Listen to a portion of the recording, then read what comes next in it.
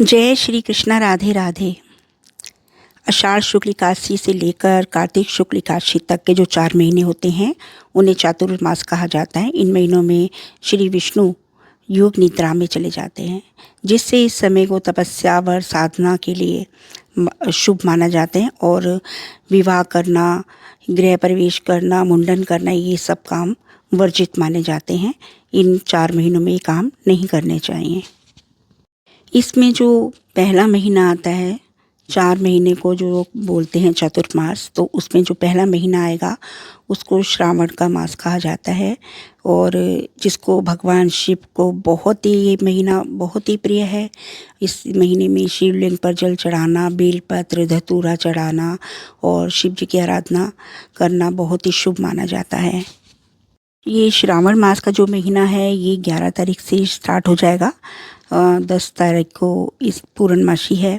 उसके बाद जो नेक्स्ट डे है उससे श्रावण मास स्टार्ट हो जाएगा। तो आप सभी इस महीने से लेकर कार्तिक का जो एकादशी आती है, देवठानी एकादशी, जिसमें श्री विष्णु भगवान जागते हैं और उसी दिन तुलसी विवाह भी किया जाता है, तब तक आप संयम से काम लें और भगवान की पूजा आराधना करें और उनका जप करें, मंत्रों का जाप करें। ये आपके लिए बहुत ही शुभ रहेगा।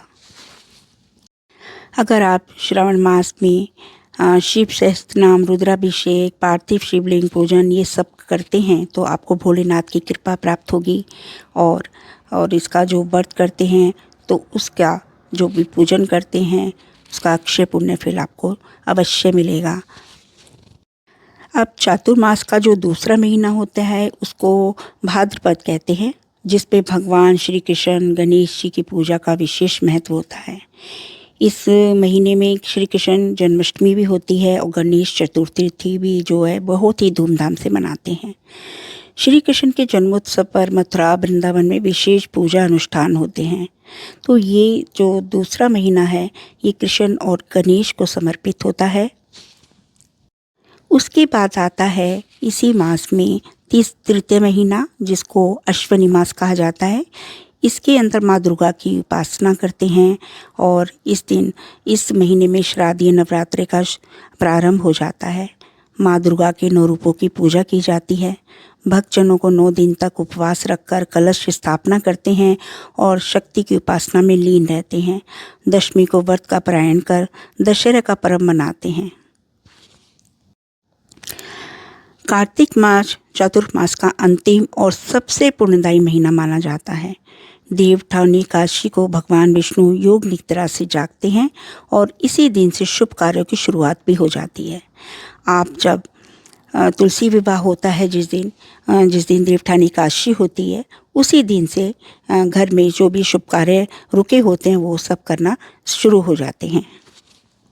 इसी महीने में दिवाली, गोवर्धन पूजा, भाई दूज, ऐसे बहुत से त्योहार हैं जो जैसे कार्तिक स्नान, दीपदान, तुलसी पूजन इस महीने में विशेष फलदायी होते हैं। इसलिए इस महीनों को बहुत ही पुण्यदायी माना जाता है। इस चातुर्मास महीने में गरीब को दान करना और जितना भी आप पुण्य करते हैं, दान देते हैं, अन्न दान करते हैं, वस्त्र दान करते हैं, छतरी, जलपात्र, यहाँ पर दीपक का भी दान दिया जाता है। बहुत सी ऐसी चीज़ें हैं जिनका दान दिया जाता है। वो मैं आपको अगले अपने नेक्स्ट वीडियो में बताऊंगी कि आप इस महीने में क्या क्या दान कर सकते हैं जिससे आपको एक अक्षय फल की प्राप्ति हो। तभी आप अगर 4 महीने तक थोड़ा संयम से काम लें और ब्रह्मचर्य का पालन करें, सात्विक चीज़ें खाएं, उसके बाद पूजा भजन में अपना ध्यान लगाएं, तो आपको अक्षय पुण्य मिलेगा और सुख समृद्धि प्राप्त होगी और आपके घर से जितनी भी नकारात्मक चीज़ें वो दूर होंगी। आप इन 4 महीनों में जितना तप जप करेंगे आपको बहुत अधिक फल मिलने वाला है। इसलिए आप इन 4 महीनों में अपने आप को इस तरह बना लें कि आप जल्दी उठें, स्नान करें। आपको ब्रह्म मुहूर्त में उठना पड़ेगा और स्नान वगैरह करके पूजा पाठ करें। यही अपना दिनचर्या बनाएं आप। तो आपको मेरी ये वीडियो कैसी लगी तो आप मेरे चैनल को सब्सक्राइब कर लें, लाइक कर दें, शेयर कर दें। जय श्री कृष्णा, राधे राधे।